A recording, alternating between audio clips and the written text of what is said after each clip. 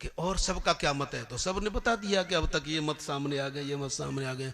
तो मुस्कुरा करके वल्लभाचार्य बोले निर्गतानी, नि पर ध्यान देना, निराकार है ना, बोले निर्गतानी सर्वाणी आकाराणी यस्मात् स निराकार। बोले जिससे सारे आकार निकले हैं, निर्गतानी यस्मात्, जिससे सारे आकार निकले हैं वो निराकार है। जिससे सारे आकार निकले हैं, निशब्द वही बना रहा है, जिससे सारे आकार निकले हैं वो निराकार है। और सारे आकार किससे निकले? बोले जिसके बारे में तुम पूछ रहे हो, ईश्वर, भूतानामी स्वरूपिसन।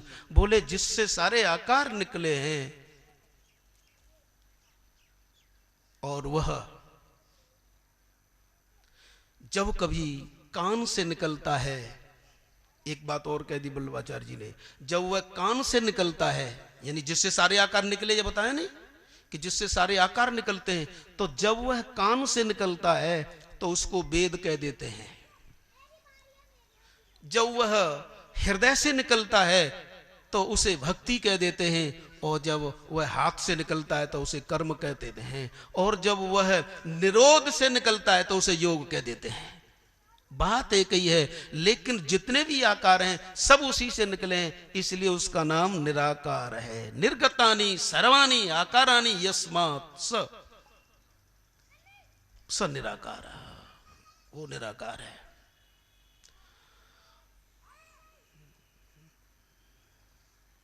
अब साहब शंकराचार्य जी आए, शंकराचार्य जी से पूछा कि आपका निराकार के बारे में क्या तात्पर्य है? तो शंकराचार्य जी ने क्या सुंदर दी, ने किसी ने अलग नहीं किया, क्योंकि निराकार है तो ने किसी ने अलग नहीं किया। निमे तो क्या अर्थ करते हैं? ने निमेष मात्रेण, निमेष मात्र, ने निमेष मात्रेण, नि निर्मितम येन स्वात्मानम इति निराकार। बोले निमेष मात्र में जो अपने आप को सबके सामने आकार के रूप में प्रतीति करा दे वो निराकार है। जो निमेष मात्र में सबको अपने आकारों की प्रतीति करा दे वह निराकार है। उन्होंने एक शब्द ज्यादा जोड़ दिया, प्रतीति करा दे। लेकिन निराकार का अर्थ अलग अलग लोगों ने किया, लेकिन सबका लक्ष्यार्थ और एक ही है। और दोनों की दृष्टि में जो निराकार है वही, किसी ने किसी का खंडन किया, देखो वहां खंडन किया और वहां खंडन नहीं किया, और हम आपस में लड़ मरते हैं साहब। ये क्यों है? क्योंकि हम आचार्य को समझ नहीं पा रहे हैं। और सीधे सीधे अर्थों में समझो, न्याय और वैशेषिक कहते हैं कि ईश्वर ने सृष्टि बनाई, तो न्याय और वैशेषिक और मध्वाचार्य इनकी दृष्टि में ईश्वर कौन है? कि जिसने सृष्टि बनाई है। अब केवल ईश्वर पर ध्यान दे दो, निराकार का तो हो गया, यानी जो साकार है वही निराकार है। और साक्षात भगवान शंकर से पूछो तो वो कह देते हैं कि अरे निराकार और साकार में क्या अंतर है? उतना ही अंतर है जितना जल और बर्फ में और भाप में। कोई अलग है क्या? तो अब केवल ईश्वर शब्द पर दृष्टि डालें, भूतानामी स्वरूपी सन। अब केवल ईश्वर पर दृष्टि डालें तो भाषा थोड़ी सी बदल दें कि ईश्वर कौन? तो न्याय, वैशेषिक और मध्वाचार्य जी कहते हैं कि ईश्वर वह है जिसने सृष्टि बनाई। और थोड़े से ही अंतर से ये रामानुजाचार्य और वल्लभाचार्य थोड़ा सा ही अंतर लग रहा है, ज्यादा नहीं है। ये न्याय वैशेषिक मध्व एक, लेकिन रामानुजाचार्य वल्लभाचार्य इनमें बाल बराबर का अंतर है। तो ये क्या करते हैं कि जो सृष्टि के रूप में बन गया है वह ईश्वर है। अब थोड़ा शब्द तो एकदम सिंपल है, उधर तो निराकार के वो भाषा के अनुसार उसका परिभाषा की। लेकिन अब समझ लो ये रामानुजाचार्य और वल्लभाचार्य क्या कहते हैं कि ईश्वर ही सृष्टि बन गया है। सृष्टि के रूप में जो है वो ईश्वर ही है। और जब शंकराचार्य जी की बात आई तो शंकराचार्य जी क्या कहते हैं कि हमारा परमात्मा लबालब पूर्ण है। पूर्णमदः पूर्णमिदं पूर्णात् पूर्णमुदच्यते पूर्णस्य पूर्णमादाय पूर्णमेवावशिष्यते।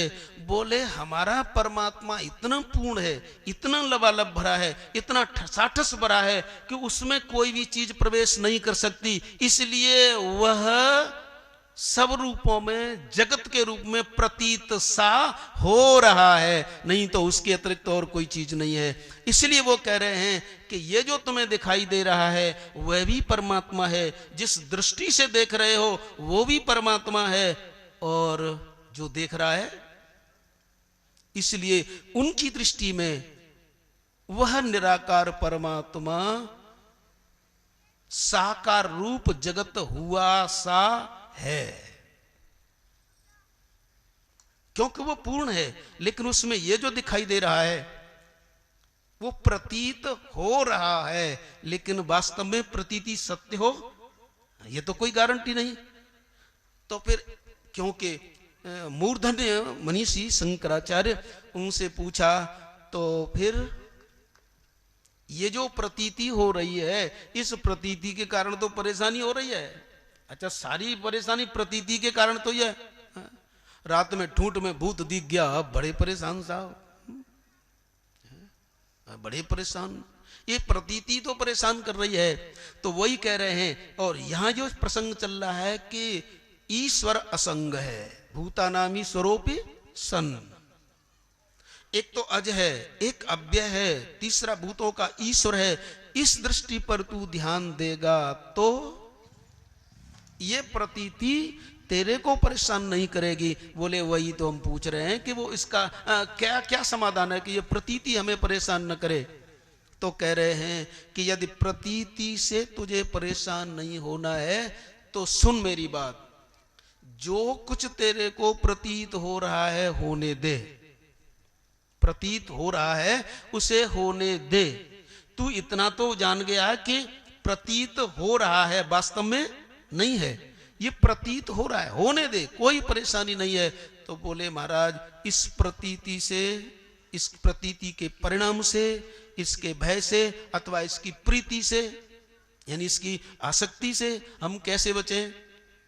तो तब भगवान शंकराचार्य ने ये लिखा है, जैसे हम गाते हैं कि भज गोविंदम गोविंदम भज मूढ़ मते। और लिखा है साहब कि भगवद गीता किंचित धीता गंगा जल लव कणिका पीता। और इसका यदि सबका सार यदि सुनना चाहते हो तो उनके शब्दों में बोले, ये तेरे को जो प्रतीति हो रही है चिंता मत कर, प्रतीति होने दे, लेकिन इसमें प्रीति मत रख। प्रतीति हो रही है, इसमें प्रीति नहीं रखेगा तो ये प्रतीति तेरा कुछ भी नहीं कर पाएगी। तो निराकार और साकार में कितना अंतर निकला? बाल बराबर भी नहीं। ये तो समझदारी का, अरे हाँ उसकी कहने की परिभाषा बदल दी है, लेकिन वो वस्तु एक ही है। इसलिए कहते हैं वदन्ति तत्विदः तस्तम यद ज्ञानम अद्वयम ब्रह्मेति परमात्मेति भगवान इति शब्दते। शब्द का अंतर है, साकार का विरोधी अनाकार होगा, निराकार नहीं होगा। व्याकरण की दृष्टि से साकार का विरोधी अनाकार होगा। जैसे आरोपित उल्टा बोलोगे तो अनारोपित होगा ना, अवलंब अनवलंब।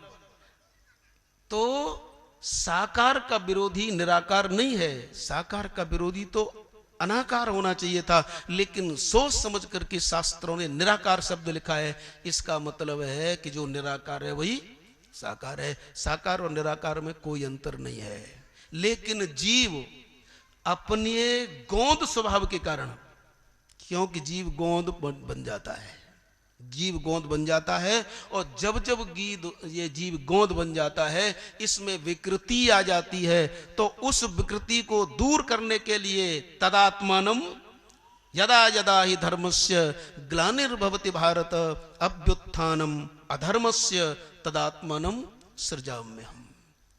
जब जब मेरा अपना विकृत हो जाता है, जब जब इसमें विकार हो जाता है, तब तब फिर मैं आता हूं। तो कभी तो गुरु के रूप में आते हैं, कभी कभी तो ऐसा है जब तक पार पड़ती रहती है, किसी अपने पैगंबर को भेज दिया साहब, किसी अपने संत को भेज दिया, कभी किसी को भेज दिया, लेकिन जब देखा कि ये कुछ नहीं करेंगे तो अब साहब खुद आना पड़ता है। हमारे बहुत से दार्शनिक ऐसा मानते हैं कि वो नहीं आते, परमात्मा नहीं आता, ठीक है किसी को भेज देता है तो चलो उनकी दृष्टि से वो भी तो अवतार है, उनके भेजे। लेकिन हमारा भारतीय सनातन धर्म मानता है कि प्रकृतिं स्वाम अधिष्ठाय संभवामि, सशब्द जो है ध्यान देने योग्य है। आपने उड़िया बाबा का नाम तो शायद सुना होगा, हाँ, शायद देश की विभूति, इस युग की विभूति थे, हाँ, उड़िया बाबा। उन्होंने कई कई बातें तो ऐसी कही हैं कि क्या कहा जाए साहब।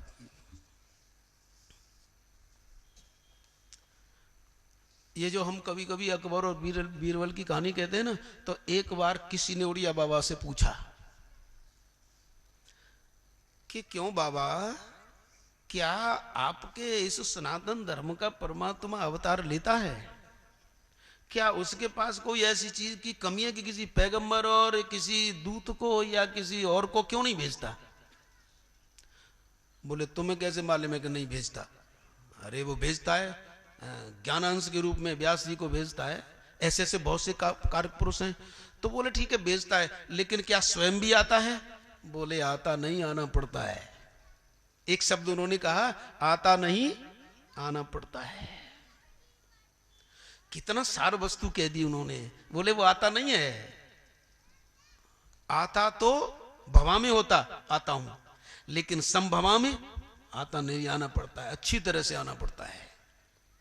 तो बोले कि हमें समझाओ, ये हमारी समझ में नहीं आता, कुछ आना पड़ता है। तो उन्होंने एक बात बताई कि जैसा तुमने मुझे पूछा है, ऐसे ही एक दिन अकबर ने बीरबल से पूछा। उन्होंने धारा मोड़ दी, जैसे कहा ना कि आना पड़ता है, जैसे तुमने मुझे पूछा कि क्या भारतीय संस्कृति का सनातन धर्म का परमात्मा आता है? बोले आता नहीं, आना पड़ता है। तो बोले कैसे? कि एक दिन अकबर ने बीरबल से पूछा, क्यों बीरबल, तुम्हारे परमात्मा के पास कोई और बंदे नहीं है जो स्वयं आता है? मेरी समझ में तो वो नहीं आता, और यदि आता है तो मुझे सिद्ध करके दिखाओ, नहीं तो फिर तुम्हारी फांसी। आप जानते हो कंजूस का धन, राजा का चित्त, कंजूस का धन, राजा का चित्त और पुरुष का भाग्य, इसका कभी मालूम नहीं पड़ता साहब। एक नीति लिखी है, क्षणे तुष्टः, राजा का लक्षण लिखा है, क्षणे तुष्टः, क्षणे रुष्टः, तुष्टः